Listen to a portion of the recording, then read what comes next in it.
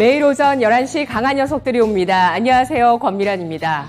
9월 FMC 후폭풍이 이어지고 있습니다. 어제 오늘 시장 단기 되돌림을 시도하고 있지만 여의치가 않습니다. 코스피 지수가 8월 중순 이후에 지금까지 7주 연속의 하락을 기록하고 있는 상황인데요. 이후에 1, 2주 내에 반등은 나오긴 합니다만 사실은 따지고 보자면 이 7주 연속 하락은 배드 시그널에 가깝습니다.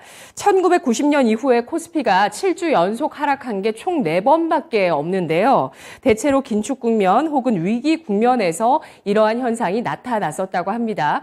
7주 연속 하락한 이후에 증시는 단기 반등을 시도하며 박스권을 형성하거나 혹은 추가 하락하는 그 패턴을 보였다고 하는데요. PBR 0.9배 이하의 위기 국면의 밸류에이션, 분명히 주식시장의 투자자 입장에서는 이 밸류에이션 자체는 기회인 것만은 분명합니다만 주식시장이 갈 길이 정말 멀고 험한 것은 또 분명합니다. 긴축, 경기 침체, 달러 경색 등의 위기 가능성 등을 내포하고 있는 불확실성이 큰 시장이기 때문이죠. 각 증권사에서는 또 담보 부족 계좌가 급증하고 있다는 소식도 나오고 있는데요. 26일 기준 15,779개로 올해 월초, 지금 이달 월초 대비해서 3배 정도 늘어난 수준이라고 합니다. 담보 부족 계좌는 일정 기간 내에 돈을 채워넣지 못하면 반대 매매 청산이 나오곤 하는데요. 따라서 신용 잔고 비율이 높은 종목들은 이러한 수급 부담에 처할 수 있다는 점도 함께 체크를 해보시면서 시장 지켜보시죠. 오늘 세 분의 강한 코멘트 만나보겠습니다. 안녕하십니까? 안녕하세요. 네, 오늘 강한 녀석들의 강한 코멘트 지금 바로 보시죠. 최인호 전문가, 우리는 세계 4위다. 신기수 전문가, 시장 중심에 달러가 있다. 윤겸 전문가, 반등에 덤비지 말자. K배터리주, ARM, 카지노. 이 가운데서 오늘 최인호 전문가의 우리는 세계 4위다라는 코멘트부터 보겠습니다. 어느 영역에서 4위인가요? 네. 지금 코스피부터 코스닥까지 지금 저점을 달리고 있는 순간에 지금 기업들이 옛날부터 이렇게 눈독 들여왔던 회사들이 있었습니다. 그 중에가 이제 둘 다 하필이면 이게 우연찮게 또 4위가 또 되네요. 조선이 있고요. 하나는 이번에 또 2차 전지 관련 동박 관련 회사가 세계 4위입니다. 그래서 그걸 갖다가 말씀드리고 싶어요.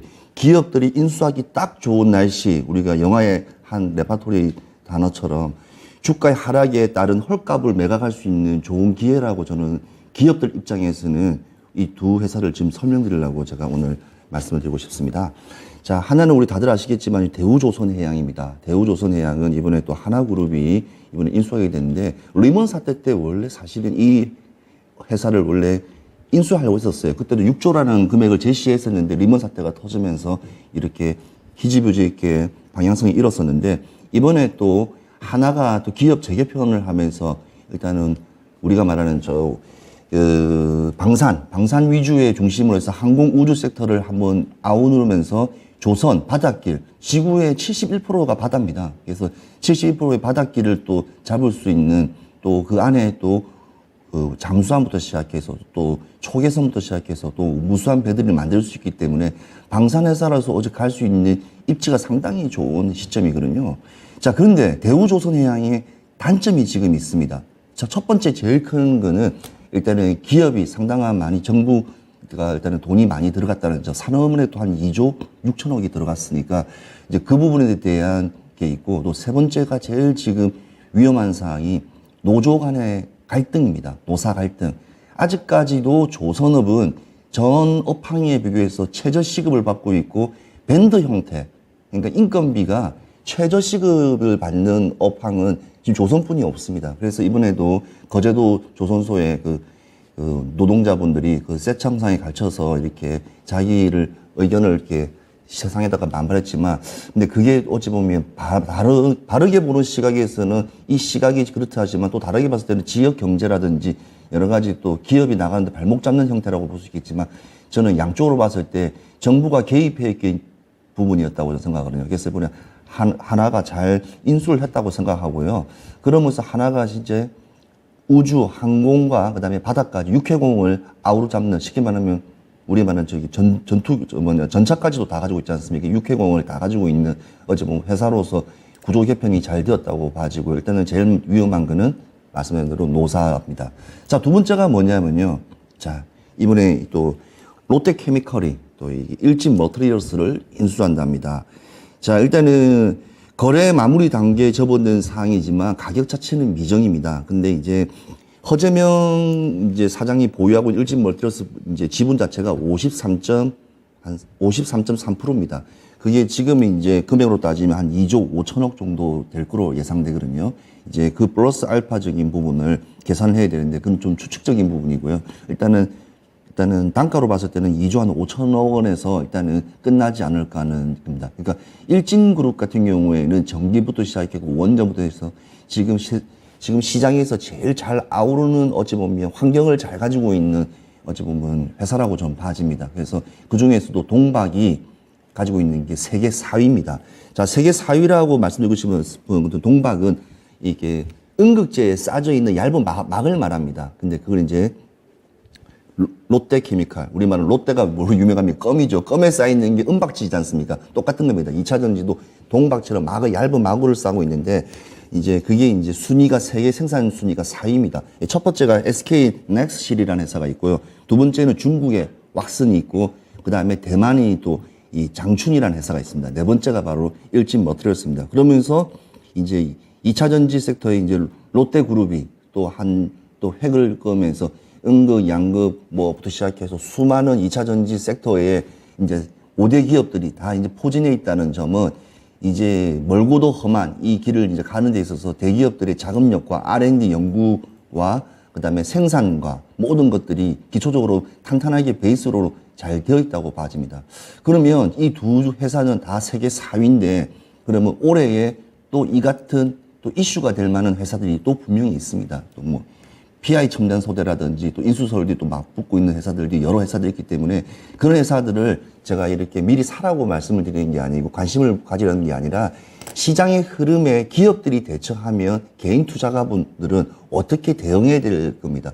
이렇게 순간적인 수급으로 해서 첫날에는 항상 이렇게 장대 양봉이 나옵니다. 그리고 난 뒤에 차익 실현 매물이 다음날 바로 빠져나오는 게 바로 지금 수많은 이 인수설에 관련된 일단은 스타일입니다. 그래서 그 점을 한번 잘 보시면서 쌍용 자동차 인수설도 보셨다시피 그대로 적용되는 부분이기 때문에 항상 우리는 미래를 가기 전에는 과거의 어떤 형태의 주가의 흐름이 시장에 어떻게 영향을 미치는지를 한번 꾸준히 보시면서 지금은 매수 시점이 아니라 관망하면서 공부하는 시점이라는 것을 말씀드리고 싶어서 오늘의 시황, 우리는 세계 4위다라는 걸 가지고 제가 설명을 드리고 싶습니다.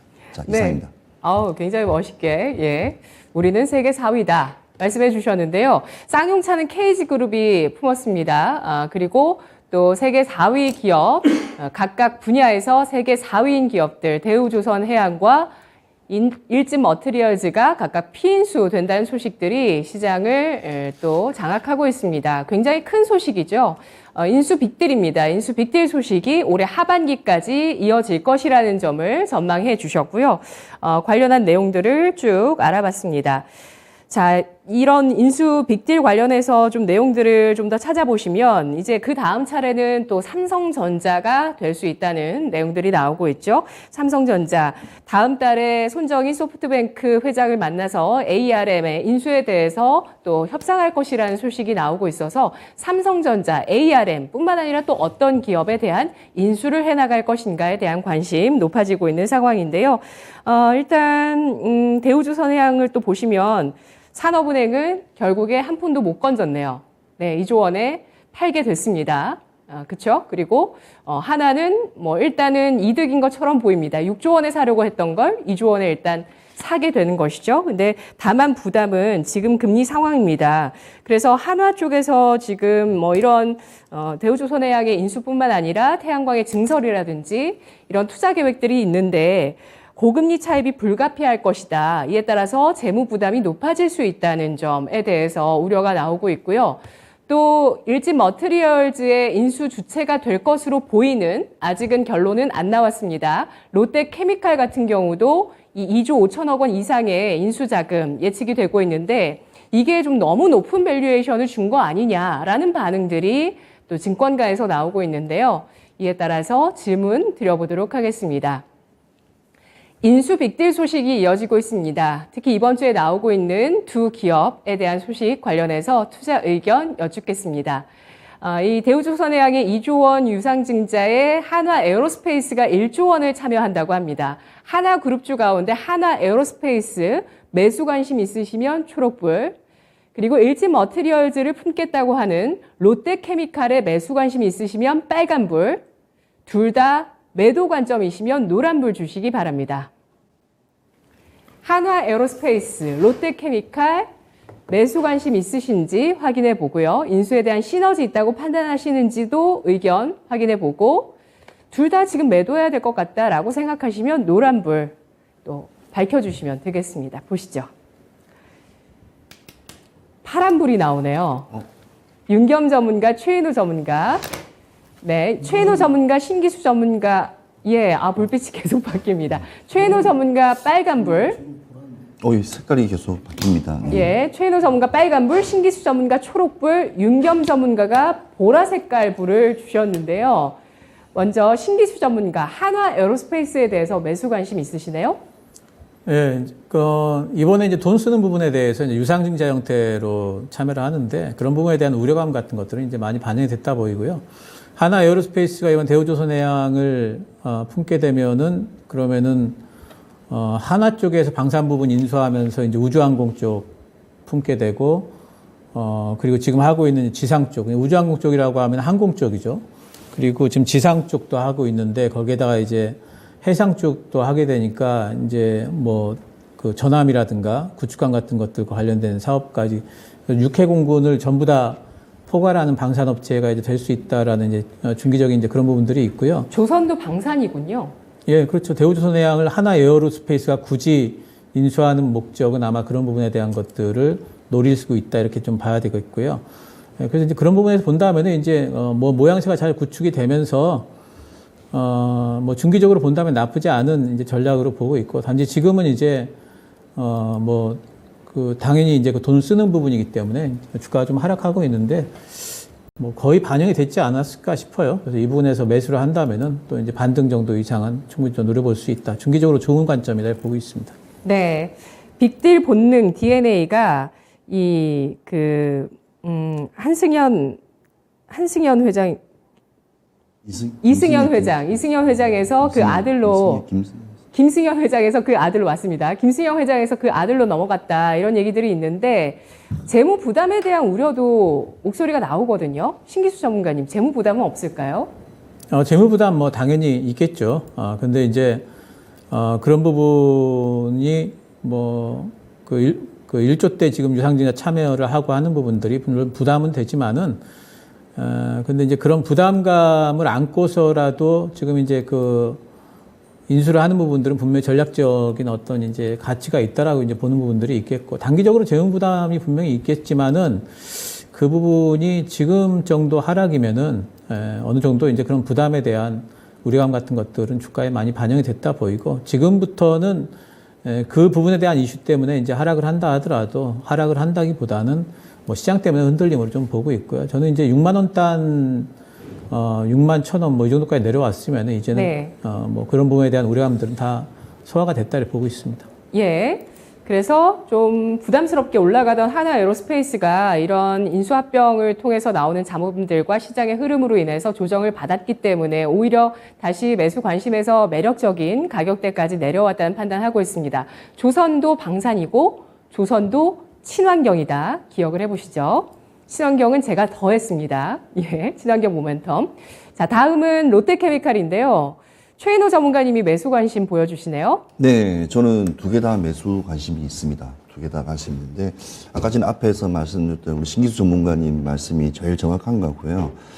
지금 일단은 한화에어로스페이스를 한번 말씀을 드리자면, 일단은 한 고점 구간을 한번 찍고 내려왔기 때문에 저는 이 주가는 한화에어로스페이스는 6만 원 선이 어째 박스권에 제일 정확하게 안에 만착되는 게 제일 괜찮다고 봐집니다. 그리고 한화에어로스페이스 같은 경우, 하나 같은 기업 같은 경우에는 이번에 또 대우조선을 인수하는 단계 부분이 또 좋은 게 뭐냐면, 외국 바이어들이 들어왔을 때 우리나라에 총을 사러 왔다가 비행기 사러 갑니다. 원래 우리가 자동차를 사러 가더라도 소형 경차를 사러 가다가도 대형차를 사는 것처럼 필요한 여러 가지 육해공에 아우르는 군수 물품을 우리만 방산을 사기 위해서 들어오면 분명히 잠수함, 구축함이라든지 이런 부분도 같이 딜이 들어가기 때문에 어찌 보면 수출적인 부분에서 상당한 이 모멘텀이 발생합니다. 그러니까 주가의 흐름도 중요하지만 저는 지금 이번에 이게 수출입에 관련된 적자 부분이 지금 우리나라의 통계치 시작 때부터 지금까지 최대의 지금 하락선을 지금 보이고 있는 지금 저점 기점이라고 저는 생각하기 때문에 이것을 만회할 수 있는 거는 뭐 사우디 네옴시티라든지 네. 방산이라든지 그러니까 쉽게 말하면 캐파가 큰 업황과 업종에서 수출해서 나오는 어찌 보면 모멘텀이 어찌 보면 우리나라 무역 수지 적자를 흑자로 바꿀 수 있는 좋은 기회고 아니면 적자 부분을 조금 손실 부분을 만회할 수 있는 기회라 저는 생각하거든요. 그래서 그걸 꼭 말씀드리고 싶고요.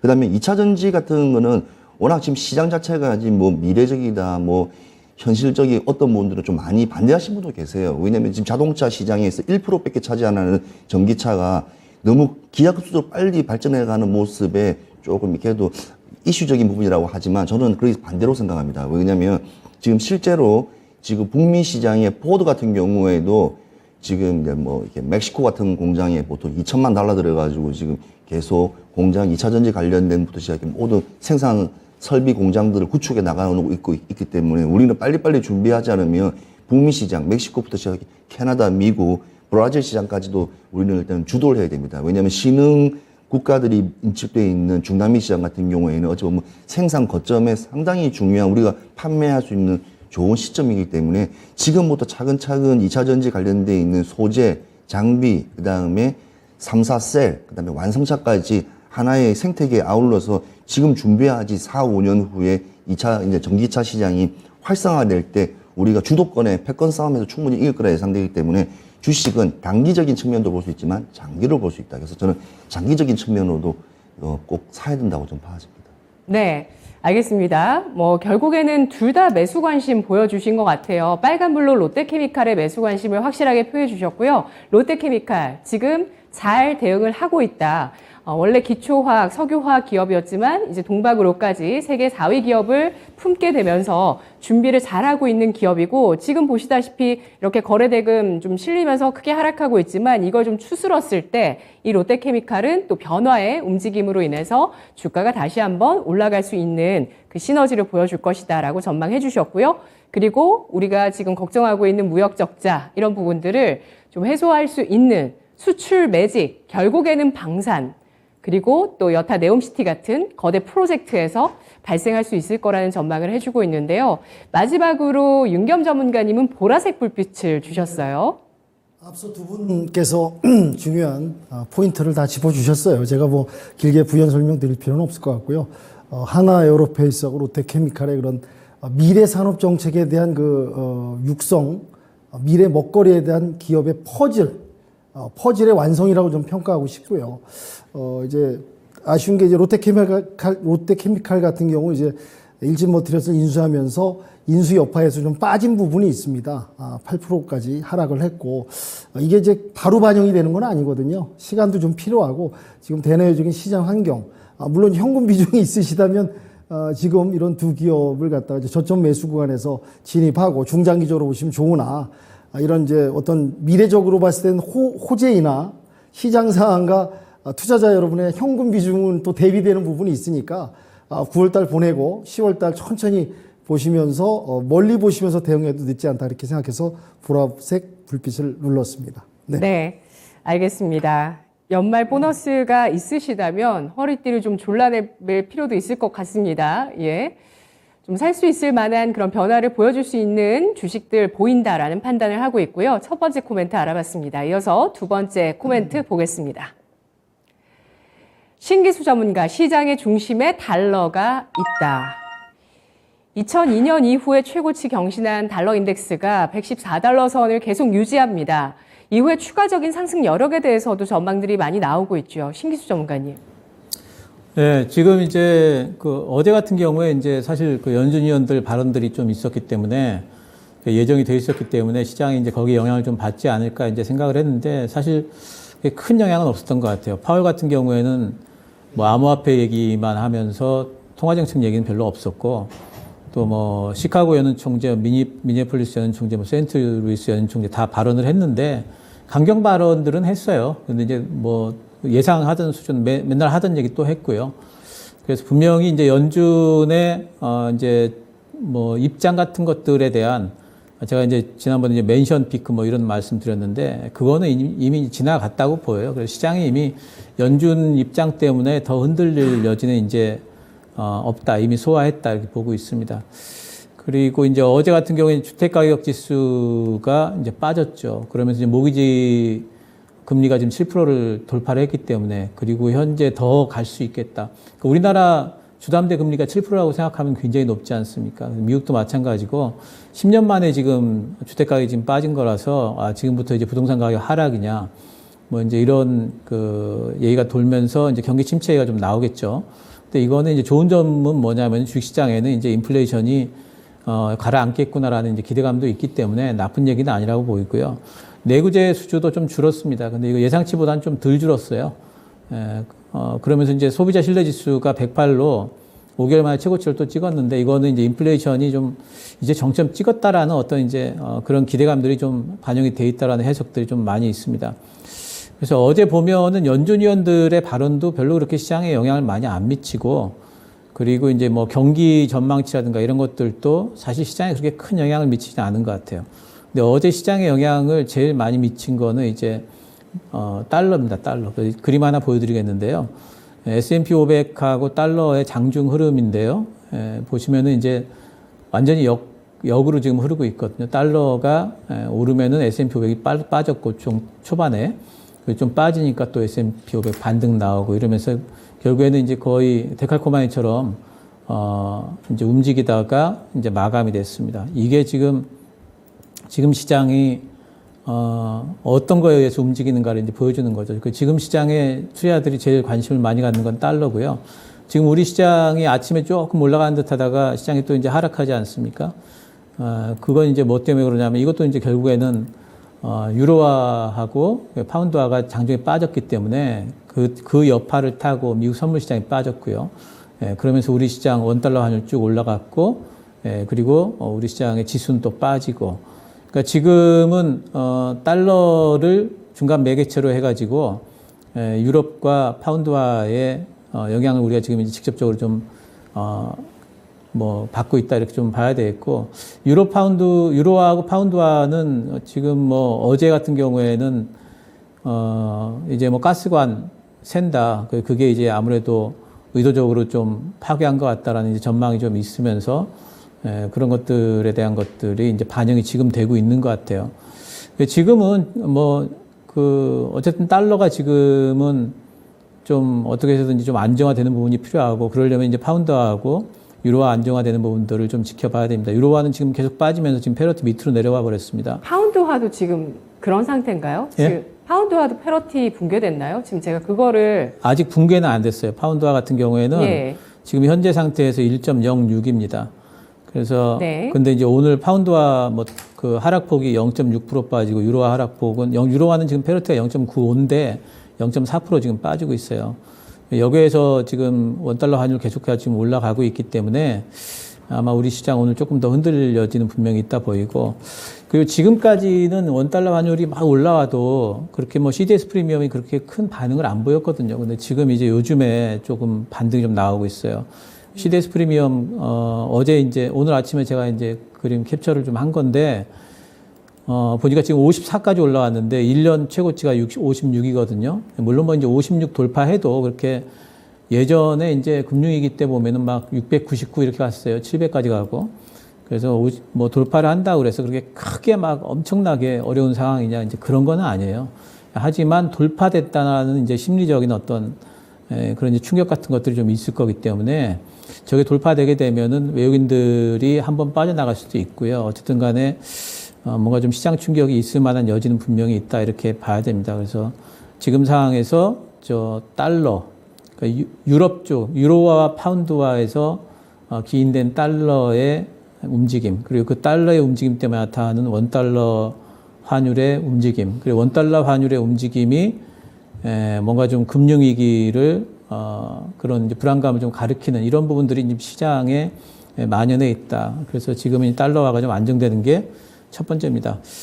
S&P 500 같은 경우에도 지금 그 딱 전저점을 장중에 하회를 했는데 다우지수는 벌써 이제 깼죠. 전저점을 깼고 나스닥은 아직 안 깼기 때문에 S&P 500은 좀 어정쩡한 상태로 있지만 거의 깬다고 봐야 되겠죠. 그래서 여기 깨지게 되면은 심하면은 3,400까지도 좀 열어놔야 되는 부분들이 있습니다. 그래서 지금은 뭐 이것저것 지금 뭐 할 만한 계제는 아니고요. 우리 시장 오늘 뭐 아침에 셀트리온 쪽에 좋은 얘기 나오면서 외국인들 매수가 좀 들어왔고 오늘 외국인들 순매수 1위가 아까까지만 하다가 제가 보니까 잠정치가 삼성전자 쪽으로 들어오더라고요.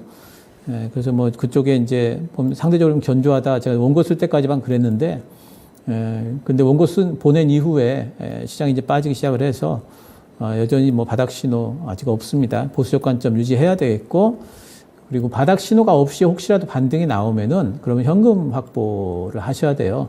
그러니까 바닥 신호를 만들고 나서 반등이 나오는 거하고 없이 반등이 나오는 거하고는 좀 다르게 보셔야 되겠고 어제도 제가 말씀드렸습니다만은 지금은 종목 교체를 준비를 하셔야 됩니다. 뭔가 좀 약한 종목들은 강한 종목들을 교체 준비를 하셔야 되기 때문에 지금 주식 만땅으로 가지고 계신 분들은 좀 약하다 싶으시면은 네. 오히려 현금 확보를 좀 해놓으시면은 시장 반등이 나올 때 그 종목 올라가면 어떡하냐 이런 걱정하지 마시고요. 시장 반등이 나올 때 더 빨리 가는 종목 잡으면 된다 이런 쪽으로 생각을 하시면 되기 때문에 현금 확보도 지금 중요하다 이렇게 말씀드리겠습니다. 네. 오늘 장 다시 2200선 붕괴되면서 2170선 하회하고 있는데요. 아직 늦지 않았다고 봐야 될까요? 손절하시는 분들은 늘 그게 고민이신 것 같더라고요. 늦은 거 아닌가 이런 생각들을 하시거든요. 신기수 전문가님. 종목별로 좀 다를 거예요. 그러니까 그 반등이 나올 때 분명히 이제 핫하게 반등이 나올 만한 섹터들이 있습니다. 이제 뭐 전문가들이 공통적으로 얘기하는 섹터들이 있죠.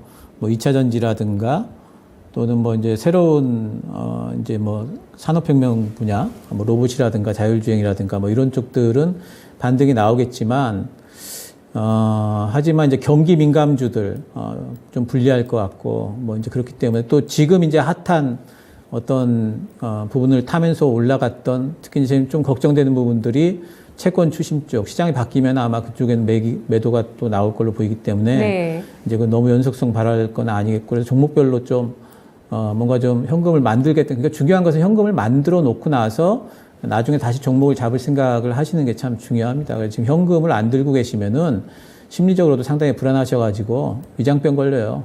그러니까 지금은 현금 좀 가지고 계시는 게 좋아요. 예, 맞습니다. 그래서 저희가 계속해서 말씀드리는 게 현금 그리고 주식 비중에 대한 언급들이었고요. 지난주부터 이제 윤겸 전문가가 더 현금 비중을 확실히 늘리자는 의견을 80%까지 주셨었고, 그리고 신기수 전문가 현금 확보 오늘 또 강조를 해주십니다. 자칫 반등을 하더라도 그때는 뭐 바닥의 시그널이 명확히 없다면 현금 확보에 대한 시기이다라고 얘기를 하고 있고요. 저도 앞서서 7주 연속의 코스피의 하락은 1990년 이후에 4차례밖에 없었는데 그 이후에 1, 2주 사이에 반등을 주긴 하지만 이후에는 박스권 혹은 추가 하락 이렇게 두 가지의 방향성이 대세였다라는 점에 대해서 말씀을 해드렸는데요. 제발 박스권으로 가기를 빌어보도록 하겠습니다. 자, 추이를 봐야 되겠죠. 지금은 다시 이 환율 시장의 변동성에 민감해진 움직임입니다. 10분 전에 한 14분이 됐네요, 이제는. 코스피, 코스닥 낙폭 확대하는 데 있어서 지금 원달러 환율의 상승이 좀 크게 나왔었는데요. 1140원 선 터치하고 나서 현재 1440원 선 터치하고 나서 1439원 선 현재 움직이고 있는 모습을 기록하고 있습니다. 환율이 급등하고 있고요. 달러랑 파운드화가 좀 주춤했어요. 그래도 방향을 유지한 채 주춤했는데 원달러가 다시 힘을 받습니다. 이거 한번 체크를 해보시고요. 우리 채팅창에서는 폭망 삼파장님께서 2200 지지선 맞나요? 두부 으깨지듯 쉽게 무너지네요. 라고 글 주셨습니다. 그래서 어제 질문을 바닥이 2200선 부근일 것인가, 2000선 부근일 것인가 이 두 가지 마디 지수를 또 강한 녀석들에게 제시를 해드렸었는데요. 오늘은 이 질문 드려보도록 하겠습니다. 간밤 CNBC가 영국 파운드화의 폭락이 전형적인 금융위기의 전조라고 보도를 했습니다. 이 보도에 동의를 하시면 빨간불, 위험의 빨간불을 주시고요. 금융위기의 전조라고 보지 않는다고 생각하시면 초록불 주시기 바랍니다. CNBC가 영국 파운드화의 폭락에 대해서 전형적인 금융위기의 전조 현상이라고 보도했습니다. 그리고 이번에 이 감세 정책에 대해서 여러 가지 반응들이 있는데 IMF에서는 이 부자 감세가 좀 포함이 되어 있기 때문에 지금 나타나고 있는 양극화를 더 심화시키는 정책이라고 비판했습니다. 세 분의 의견 보시죠. 최인호 전문가, 신기수 전문가 초록불 주셨고요. 윤겸 전문가만이 빨간불 주셨는데요. 윤겸 전문가님. 네, 예전 같은 경우 이제 영국 파운드화가 이제 가치가 떨어진다. 대외적인 경제 상황이라든지 증시 상황이 이렇게 지금과 같이 뭐 트리플 악재 플러스 알파 악재가 아닌 상황에서는 경기 침체 신호라고 볼 수가 없겠죠. 근데 이 파운드화의 급락화, 영국의 이제 감세 법안, 차입 하는 부분, 이런 부분이 이제 이 악재 어느 하나의 양념 요소가 되기 때문에 어떻게 보면 이제 불난집에 살짝 기름을 뿌린 그런 격이고, 이게 융합되면서 이제 경기 침체가 복합적으로 올 수 있는 하나의 요소가 아닐까, 그렇게 보기 때문에 저는 빨간불을 눌렀습니다. 네. 최인호 전문가님은 노란불 주셨죠? 아니, 악재가 네. 아닙니다. 왜냐하면 영국 자체가 왜 파운드가 떨어진 이유에 대해서 알리냐면 팬데믹 사태가 들어오면서 범국가적으로 선진국들이 돈을 시장에 많이 풀었지 않습니까? 그러니까 국가의 어찌 보면 채무적인 부분에 어찌 보면 지금 감세 시점으로 지금 전환해야 될 타이밍에 인플레이션도 상당히 영국이 더 높았고요. OECD 32개 국가들 중에서도 항상 이렇게 영국 파운드화가 항상 이렇게 유지되고 있었어요. 그래서 영국이 불안한 거는 직히 좀 이렇게 예상을 좀 하고 있었는데, 거기다가 감세적인 부분이 어찌 보면 그러니까 쉽게 말하면 차가운 물을 그냥 부었다고 저는 봐지거든요. 그래서 그 부분이기 때문에 이거를 조금만 이게 다시 한번 수정한다면, 왜냐면 네. 돈이 빠져나가면 원래 그러니까 파운드가 빠져나가면 어찌 보면 하락이 됩니다. 그러니까 빠져나간 부분이 다시 들어오면 되는데, 영국의 특징이 원래 커먼웰스라고 해서 영연방 국가입니다. 15개 국가 캐나다 중심으로 해가지고 15국가들이 다시 또 한번 또 움집하게 되면 다시 추세는 시간이 걸리겠지만 빨리 돌아올 것 같고요. 일단 북아일랜드하고는 EU지 않습니까? 또 사례 반대편에 있기 때문에 그때 시점하고도 조금 차이가 좀 다르기 때문에 저는 그냥 그다지 그냥 일시적인 파운드 폭락이지 이게 계속 쭉 가거나 뭐 금융 위기적 상황을 보지 않고, 영국 자체가 원래 금융국가입니다. 참고적으로 금속 선물도 그게 또 거래소도 영국에 있고 하기 때문에 일단은 저는 대영 제국이 어찌 보면 기반을 둔 나라이기 때문에 크게 그렇게 걱정을 하지 않습니다. 네, 파운드화 일시적이지만 영국의 물가는 계속 상승을 할 거다. 네. 예, 할 것이다라는 전망해 주셨고요. 초록부의 의견입니다. 신기수 전문가가 노란불 주셨죠. 예.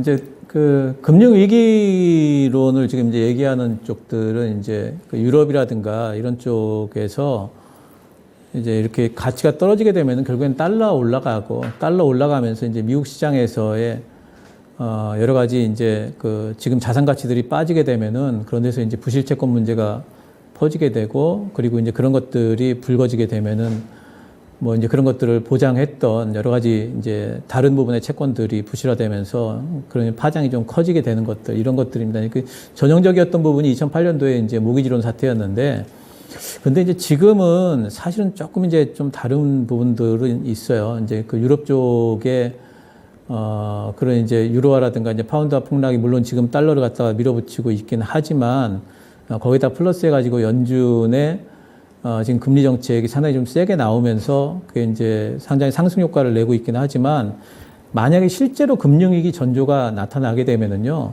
그러면은 이제 연준에서 그런 부분에서 지금 이제 굉장히 강하게 발언했던 그 발언만 살짝만 누그러뜨려도 사실 달러는 고점 찍고 빠지게 돼 있습니다. 그렇기 때문에 지금 그것을 방어할 만한 충분한 어떤 여지가 있다는 부분들이 있고, 두 번째는 이제 영국의 지금의 약간 좀 실험적인 감세 정책이거든요. 이게 사실 성공할 수도 있어요. 이거 결과에 대해 가지고 너무 부정적으로만 볼 필요는 없기 때문에 영국이 경기에 오히려 살아날 수 있는 그런 부분들도 있어서 지금은 예전하고는 좀 다르다. 그리고 현재 북미라든가 유럽 쪽의 CDS 프리미엄은 우리나라만큼 그렇게 높지 않습니다. 지금 20 미치예요. 그런 부분들은 너무 좀 앞서가는 얘기다 이렇게 좀 보입니다. 네, CDS 프리미엄 위험해 보이는 국가는 혹시 꼽는 국가 있으세요? 제일 큰 데는 지금 러시아고요. 많이 러시아? 넘습니다. 예, 그리고 이제 우리나라하고 중국하고 그 싱가포르하고 포르투갈 이런 데들이 지금 우리나라랑 비슷합니다. 52, 53 이런 쪽으로 돼 있고 중요한 건 지금 이제 살짝 올라가는 추세라는 게 좀 중요하고요. 예. 한번 이게 이제 돌파가 되게 되면 어떻게 될지는 조금 더 지켜봐야 될 것 같아요. 네, 알겠습니다. 마지막 코멘트가 남아 있습니다. 윤겸 전문가의 코멘트 보시죠. 반등에 덤비지 말자. K배터리, ARM, 카지노. 빠르게 코멘트 소화해 볼까요? 윤겸 전문가님. 네, 원래는 제가 반등에 덤비지 마슈라고 적었는데 하지 마슈. 이제 강조하기 위해서 근데 이제 말자로 좀 순화를 한 것 같습니다. 미 금리 인상 또 연준의 인사들의 연속 릴레이 발언, 여파 여진이 아직도 변동성을 갖다가 키우고 있고요. 참 정신이 혼미한 장입니다. 지금 이 바닥이 어딘지 도대체 바닥이 끝이 어딘지를 알 수 없는. 그러니까 예전에 제가 예전 방송에서 한번 그 예전 영화 작전이라는 그 주식 영화가 한번 언급을 제가 했었는데요. 작전 세력들이 그런 얘기를 합니다. 이제 세력을 이제 도모할 때 이제 그 리더가 얘기를 하죠. 여기가 바닥인 줄 알고 덤비는 놈들 지하실 구경맛을 한번 제대로 볼 것이다 라고 언급을 합니다. 그게 어떻게 보면 지금 시장 상황과 유사한 것 같은데요. 일시적 반등에 흔들리지 마시고 현혹되지 마시고 덤비지 마시고 9월은 가볍게 보내드리고 10월에 한번 또 10월을 위해서 포트폴리오를 다시 짜고 재정비해야겠다. 저는 이제 월초부터 한 80% 현금 비중 말씀을 또 드렸었고요. 앵커님이 또 언급해 주셨는데 저는 상식선에서 접근하고 싶습니다. 이 전 세계 이런 트리플 악재 플러스 알파 악재 주위를 둘러봐도 어느 하나 좋은 거 있습니까? 대중가요의 주위를 둘러봐도 모두가 돌아앉았다고 얘기하듯이 지금 모두 우리 투자자들을 돌아앉은 그런 환경일 수밖에 없다. 그 안에서 여러 가지 예측과 지수와 발언들이 이렇게 오고 가는데 그런 부분들은 이렇게 어떻게 딱 예상과 맞아 떨어지거나 어떻게 딱 정확하게 찝어서 말씀드릴 수 없으나 지금 상황에서는 더 추가 하락을 열어놓고 대비하면서 장을 대응해야겠다. 여기가 바닥이 아니라는 걸 꼭 명심하시면서 대응하면 어떨까 생각됩니다. 그래서 하여튼 미 증시 같은 경우 금리 인상, 불확실성, 그 발언들 계속해서 여진 여파가 있고요. 이 와중에 또 테슬라 관련주를 한번 좀 봐야 될 것 같습니다. 3분기에는 한 35만 대 이상 또 생산이 된다고 그러네요. 2분기 때 좀 생산 부분이 공급 차질 때문에 주춤했는데 요거 자동차 관련 테슬라 관련주도 한번 체크해 보시고 매수하라는 말씀이 아니고요. 흐름에 한번 그 트렌드 상황을 한번 지켜보시라는 말씀 드리고요. 미 주택가격 지수 같은 경우 보면은 좀 지수도 둔화되고 미 아파트 월세 가격도 좀 떨어졌다고 그러네요.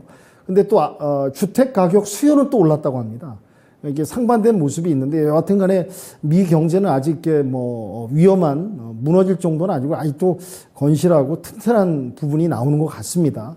어쨌든 지금 어려운 지금 상황에서 그래도 미국만이 이 시장이 살아났을 땐 가장 수혜를 보고 이득을 보는 국가가 아닌가 생각되고요. 9월 30일 날 근원 소비자 물가 지표가 있습니다. 이걸 보시면서 9월 달은 패스하면 좋을 것 같고요. 방금 전에 영국 파운드발 위기 요것도 제가 말씀드린 대로 하나 단순히 그것만 봐서는 크게 우려할 부분이 아닌데 여러 악재 또 추가 악재를 더해주는 부분이기 때문에 증시에는 그다지 플러스 되는 부분은 아닌 건 사실이죠. 요거 염두하시고요. 증시 변수로는 러독 해저 가스가 또 터졌다고 합니다. 이건 러시아의 주최 측 농간인지 모르겠습니다만 참 복잡하네요. 그다음에 이제 전쟁이 언제 끝날지 러시아 또 합병 투표 얘기도 나오고 도대체 전쟁 좀 빨리 어떻게 좀 종료되고 마무리됐으면 하는 간절한 바람입니다. 전쟁만 좀 어떻게 평화협정 얘기만 나와도 증시는 돌아섭니다. 요걸 좀 기대하면서 지켜봐야 될 것 같고요. 우리 증시 같은 경우는 끝으로 지금 반대 매매가 많이 나오고 있습니다. 지금 개인 투자자들 돈 끌어다 투자하시는 분들 비명소리 나옵니다. 아직 끝나지 않았습니다. 더 반대 매매, 신용장구가 더 털릴 수 있다는 거 한번 염두하시고요. 자동차주, 미 생산, 인플레이 감축 법안에서 우리 혜택을 못 받고 있는데 이 부분을 갖다가 또 해결하는 해법이 또 나올 수 있다는 얘기가 있거든요. 요거 한번 체크해 보시고 LG가 또 AI 메타버스주 관련해서 미국 기업에 투자한다고 합니다. 요것도 한번 체크를 해 보시고요. 정부에서는 또 우리나라 같은 경우 금리 인상을 속도를 조절한다고 그러네요. 이 부분이 퀘션인데 이것도 한번 증시 시장 상황이 어떻게 돌아갈까 한번 체크해 보시고요. 끝으로 오늘 제 관심 섹터는 배터리주 이런 어려운 상황에서도 뭐 LG 엔솔이라든지 SK온이라든지 대장주들이 그래도 좀 선전을 하고 있다. 이 부분 한번 체크를 해 보셨으면 좋겠고요. 또 이제 다음 달에 이거 이재용 회장하고 또 손정희 회장이 만납니다. ARM 영국의 그 반도체 설계 기업이죠. 그걸 인수하는 부분인데 이것도 10월 달에 어느 정도 10월이 시작되면 시장에 영향을 줄 수 있으면 이것도 관심 체크해 보시면서 10월장을 천천히 느긋하게 이왕 이렇게 된 시장 뭐 어쩌겠습니까? 모든 게 둘러앉은 사장인데 신중하게 보수적으로도 접근하시길 권해드리면서 코멘트 시장 마무리 짓도록 하겠습니다. 네. 아직 바닥이 나오지 않았다. 추가 하락 가능성 예상해 주셨고요. K배터리주 흐름 지켜보자는 의견과 ARM 테마주도 관심 있게 보자는 의견이었는데요. 채팅창에 여러 의견들 올라오고 있습니다. 정말 많은 가능성들에 대해서 불확실성이 높다 보니까 전망들을 해주고 계시는데요. 추천주 동향 체크해 보겠습니다. 신은석 캐스터입니다. 네, 강한 녀석들의 강한 녀석들 흐름 체크해 보도록 하겠습니다. 네, 정말 위태로운 시장을 지나고 있습니다. 코스피와 코스닥 양시장 모두 2% 넘게 하락하면서 낙폭을 키워가고 있는데요. 현재 코스피는 2170선이 무너졌고 코스닥도 680선 아래로 밀린 모습입니다. 네, 오늘 시장에서는 롯데케미칼의 일진 머티리얼스 인수 관련 소식에 관련주들이 움직이고 있고요. 이 바이든의 식량안보 회의에 사료와 음식료품 관련주들 그래도 강한 흐름 보여주고 있네요. 네, 그러면 오늘 업데이트된 토마토 티켓 확인해 보도록 하시죠. 네, 최인호 전문가의 종목입니다. 제주 맥주고요. 이 사상 첫 수제 맥주 상장사라는 기대감을 안고 상장한 종목이죠. 매수가 살펴보시면 1,840원 그리고 목표가는 2,300원으로 제시해 주셨는데 2,095원까지 오르면서 13%가 넘는 수익률을 달성하셨네요. 네, 이런 시장에서도 이렇게 수익률 큰 종목을 내시다니 네, 최인호 전문가님 정말 자칭 노스트라다무스답습니다. 네, 그러면 현재까지 전문가별 토마토 티켓 보유 현황도 체크해 보도록 하시죠. 네, 최인호 전문가가 오늘 티켓 한 장을 추가로 획득하면서 오늘 순위에 변동이 생겼습니다. 오늘 티켓 3장으로 단독 선두에 이렇게 올라서게 되셨고요. 그 밑으로는 신기수, 윤겸, 신상원 전문가가 각각 티켓 2장씩을 보유하고 계십니다. 그 밑으로는 이정호 전문가가 티켓 1장으로 함께하고 있네요. 네, 오늘 단독 선두를 달리게 되신 최인호 전문가님 당당하게 1위로 입성하신 만큼 축하드리고요. 그리고 오늘 강한 녀석들에는 또 어떤 추천주들이 있는지 지금 바로 확인해 보시죠. 네, 최근에 티켓 소식이 별로 없다고 어제 제가 이 시간에 말씀드렸죠. 그런데 가장 최근이 최인호 전문가의 한탑이었다고 에그플레이션 말씀드렸는데 뒤이어서 음식료까지 더해집니다. 제주 맥주 수익률이 13% 넘게 나왔습니다. 9월 26일 종목이었고요. 지금 이 종목 어떻게 볼지 추가 대응법 알아볼까요? 네, 네. 한탑 말씀이죠? 제주 맥주고요. 아니, 제주 맥주요. 제주 맥주. 바로 제주 들어가죠. 맥주 같은 경우에. 제주 맥주 일단 티켓 좀 네. 붙여주시고요. 예. 제가 어제 멘트 잘했다는 얘기였어요. 예, 그리고 네. 제주 맥주 14%의 수익률이 나왔는데 네. 바닥권에서 갑작스럽게 올라갔어요. 저는 제주 맥주는 처음에 여러 가지 테마성으로 먼저 말씀을 드렸고요. 일단은 작년에 상장한 회사고요. 그 다음에 제일 중요한 거는 저점이라는 점. 그러니까 기술적 반등이 한번 수급이 나오는 시점. 그러니까 지금 시장이 악재적인 상황에서 소형주들이 수급이 확 몰리는 경우가 있습니다. 그래서 어저께 2시 때 어마어마한 수급들이 나오면서 한 고점을 찍고 내려왔거든요. 그래서 고점을 말씀드리고 싶고요. 시장은 항상 열려 있습니다. 열려 있기 때문에 특히 먹는 거, 식음료 관련된 걸 항상 말씀을 많이 드리고 의식주 관련 패턴을 말씀드리는데 그중에서 소형주, 그다음에 좀 이슈가 강한 종목들을 한번 유심히 보시면서 단기 트레이딩 아니면 저점이 있으면 중장기 트레이딩으로도 한번 이렇게 가져가시는 것도 나쁘지 않다고 봅니다. 네, 알겠습니다.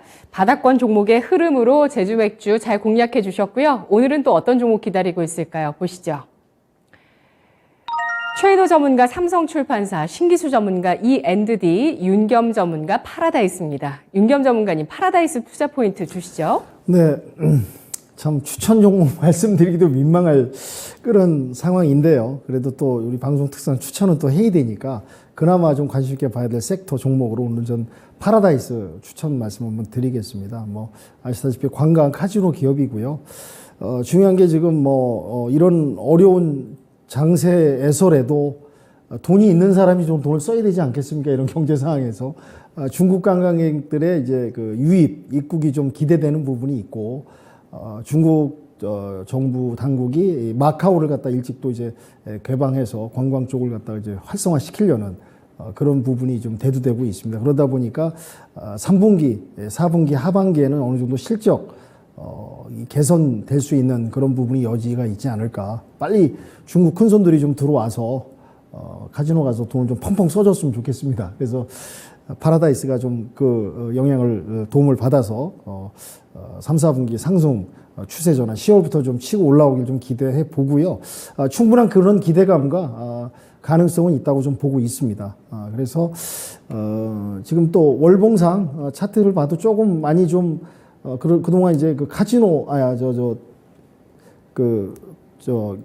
이제 팬데믹에 의해서 리오프닝 그 관련주들이 뭐 그다지 맥을 못 추고 활로를 못 찾았는데요. 하반기에는 좀 그런 기대감과 그런 실적 개선이 기대되고 있습니다. 그래서 매수가는 오늘 이제 일봉상 오늘 지금 현재 15,800원 정도 가고 있는데요. 종가에 진입하시기를 추천드리고 목표가는 한 17,600원 정도 잡고요. 손절가는 여유있게 14,000원 잡고 대응하시면서 이 종목 지켜보시면 그래도 상승 여력이 있지 않을까 해서 추천 말씀드리도록 하겠습니다. 네, 각국의 여행 규제가 완화 기조죠. 파라다이스 엔드믹 수혜주로 매수가는 현재가, 목표가는 17,600원. 매수가 종가신가요? 네네, 종가 진입하시면 될 것 같습니다. 예, 매수가 종가, 목표가 17,600원, 손절가 14,000원을 제시해 주셨습니다. 다음은 오늘 세 분께서 모두 관심 있게 말씀해 주셨던 섹터의 종목입니다. 신기수 전문가의 E&D 어떤 포인트 있을까요?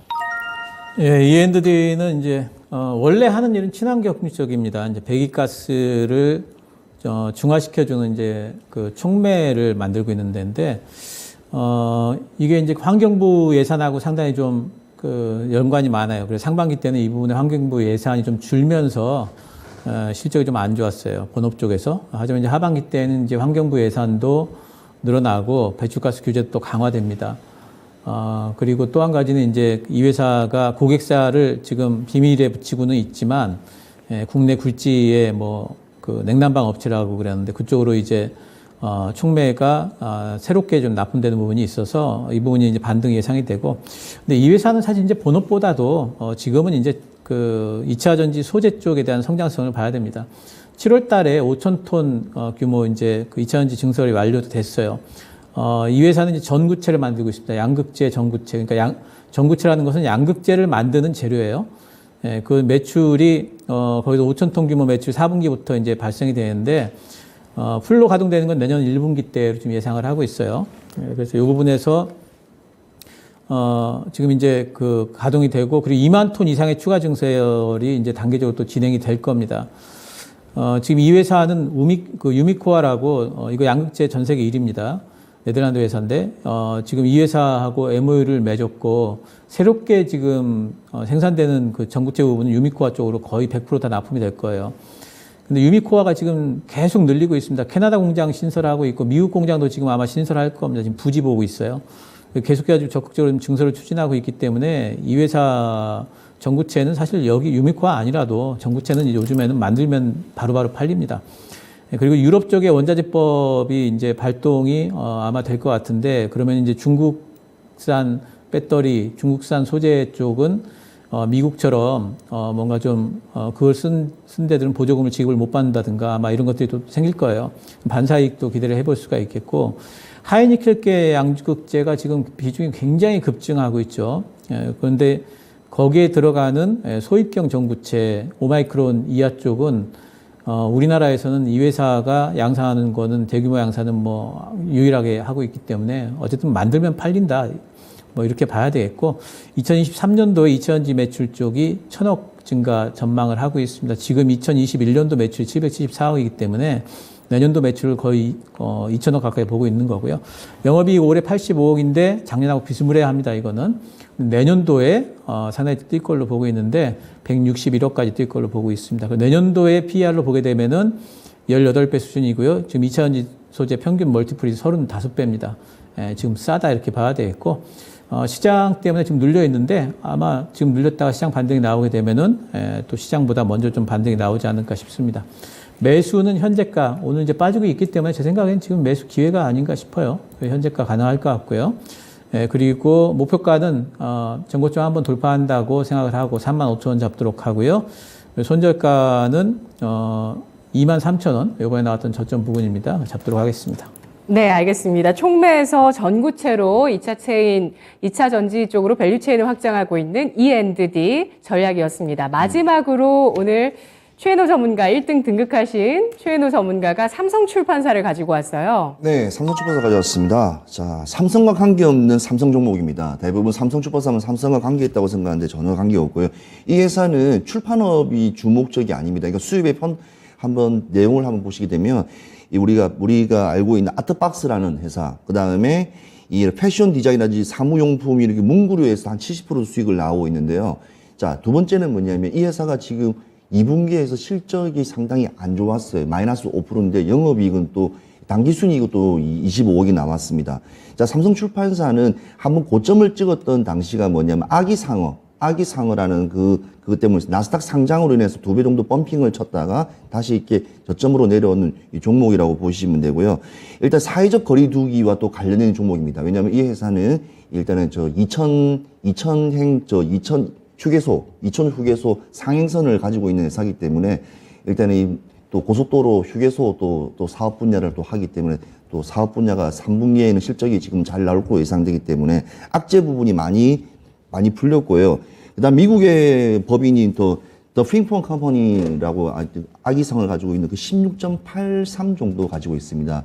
그래서 이번에 또 미국 분기 실적 분기 또 나오게 되면 추정치가 나오게 되면 2분기보다는 분명히 좋은 실적이고 지금 제일 중요한 거는 좀 너무 좋은 자리에 그러니까 241평이 아니라 481평인 2020년 팬데믹 때 그때 10월점이라고 보시면 돼요. 지금 29,900원이.